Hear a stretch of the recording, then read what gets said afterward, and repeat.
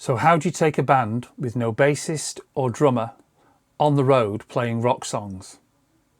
This is how we did it. So, back in the early 90s, I was writing and recording songs with my friend Andrew. Andrew had a friend, Tony. And Tony was in a band that had a problem. Their lead guitarist had bailed on them 2 weeks before they had 2 big gigs coming up. They were a covers band, they had functions to play at, but they had no lead guitarist. So Andrew, as was his wont, dropped me in it without a second thought. My mate plays guitar, he said, and after 2 weeks of frantic practicing at home and 2 rehearsals with the band, I was on stage with After Dark. Well, After Dark folded very soon after that, and that left me and Tony thinking about carrying on with the band. Only problem was we had no singer, no bassist and no drummer. But because I'd programmed the After Dark set into Cubase in those 2 weeks leading up to that first gig, Tony came round to my house and we started practicing together. Andrew stepped in as a singer. He'd never sung in public. We soon realised getting a bassist and a drummer was going to be difficult, but that we were getting along fine as a 3-piece. Inspiration came from an unlikely source. This is Bronski Beat, an 80s synth pop band from the UK.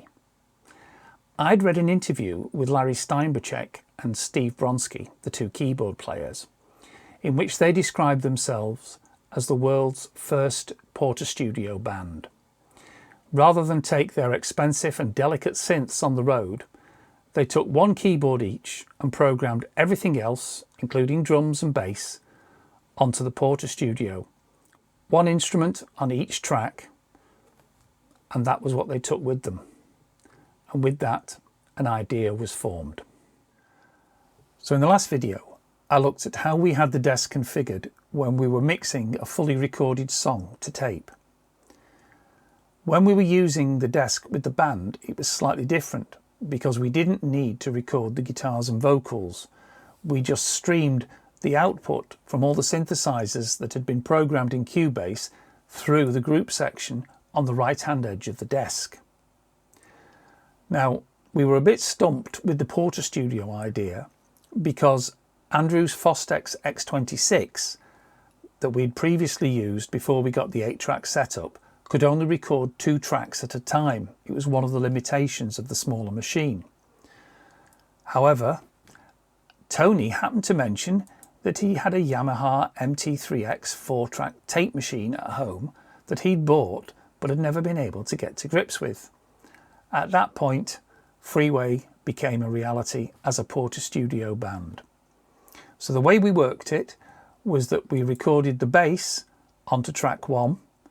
Now, we didn't actually use a real bass guitar because none of us had one.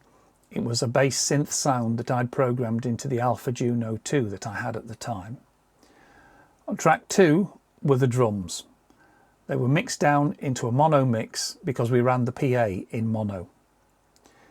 Anything else that was programmed through the U220 or the TX7 for that matter was run onto track 3.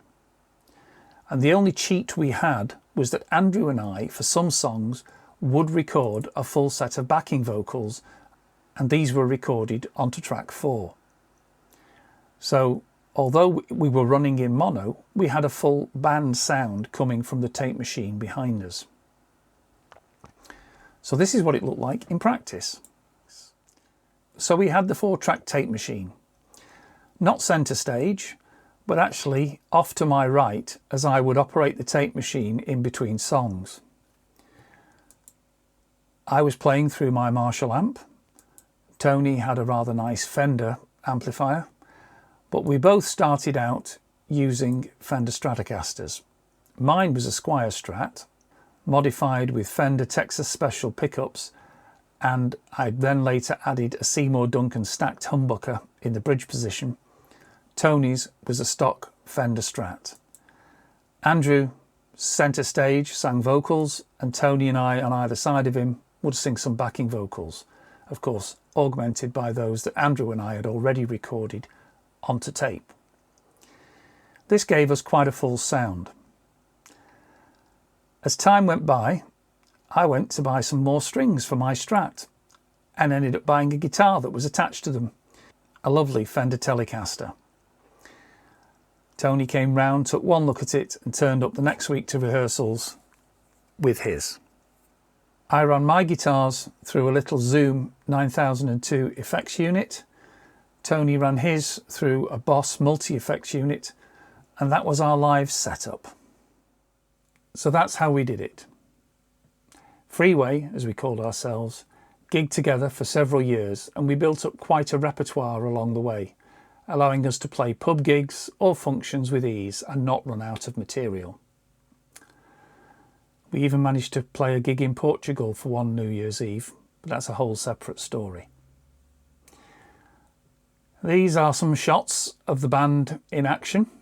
I don't know quite where these were taken, but we were having fun, even though it might not look it. Eventually, the band folded. Musical differences took their toll, as they inevitably do, and I left Freeway around 1999. I still have all my guitars and the Marshall amp, much to my wife's dismay, but the little Zoom unit died somewhere along the way. I have all the memories and I have all the files as well. Now, I can't play you the band's material because that would get me a copyright strike from YouTube, probably more than one. But there was one song Freeway did that wasn't a cover.